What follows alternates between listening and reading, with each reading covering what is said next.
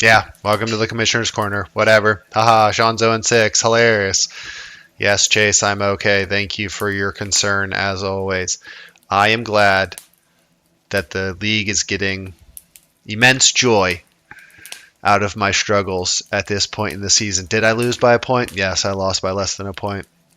Did I lose on the median by point two? Yes, I also lost on the median by point two. Both of those things did happen, and I am 0-6. And while there are potentially an infinite number of plays that could have gone different, that would have gotten me this win this week, such as Jordan Love not throwing an interception with 3 minutes left on the clock while the Packers are up by a touchdown and trying to run the clock out, I'm instead going to look at one particular play that cost me this week, and y'all are going to watch it with me. First off, Mariota. Can we lead a dude up the field so he doesn't have to slow down for a year? Regardless, we're going to play a game called Spot When the Knee Touches the Ground. Spoiler alert, it doesn't, because that's a touchdown. Oh, you weren't sure? Let's take another look. Now, yes, does it look like it's going to touch the ground? Yep, there it goes. He's down. Oh, but it doesn't touch the ground. In fact, there's a large amount of space in between that knee, and some of you might still not be convinced. So don't you worry. There's another angle here. Now we see it go down, and as it goes down, let's get this pause button off the screen. As it goes down, we're looking. Is there a disturbance of the turf? No. Any scraping of the grass? I'm not seeing it. A stain on the knee? Not that I can tell.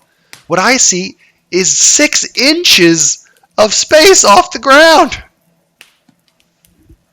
Now, I'm not an expert on the rules of the NFL, but I'm pretty sure if the ball's in the end zone, when the body makes contact with the ground, right there with the hip, ball in the end zone, that's what they call a touchdown. But then I go to my score line, and I'm looking at Terry McLaurin. I don't see a touchdown next to his name. And as I'm sitting there screaming at the television on Sunday, saying that's a touchdown, why aren't they calling that a touchdown? Do the Commanders challenge the play? No, they don't challenge the play. They just run it in a few plays later from the 1 yard line. Oh, they scored anyway. Didn't matter. Why would they care? Who could that touchdown impact? How could 6 points make a difference in a week? Oh, because I would have gone 2-0 had I had 6 more points. But instead I go 0-2, and now I'm 0-6. That's hilarious.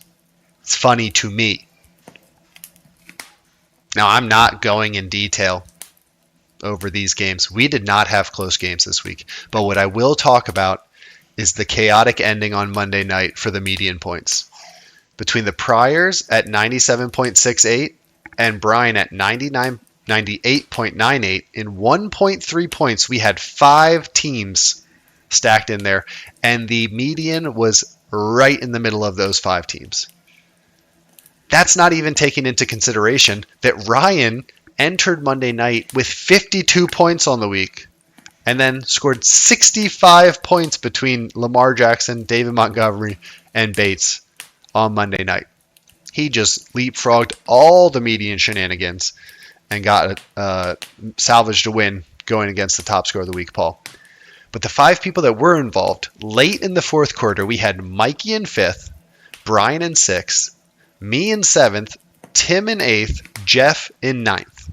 And then on Jared Goff's third to last pass of the week, he threw a 2-yard pass to Sam Laporta.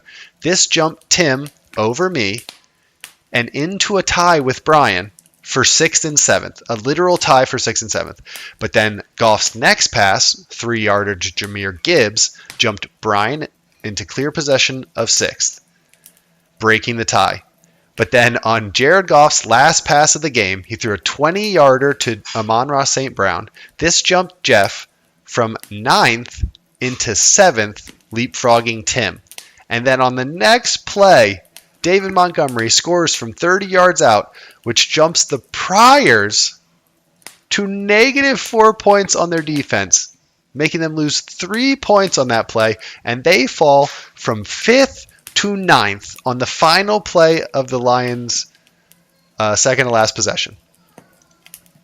And this jumped Jeff into the 6th spot.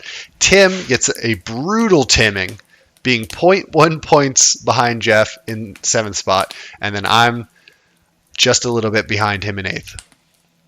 Median rule change, by far one of the best we've ever had in Yorktown Bros history. Somehow I was still able to enjoy football, even though I went 0-6 to start the season and 0-2 last night. That's the power of the median rule change. Now I promise I will not go defeated on the season.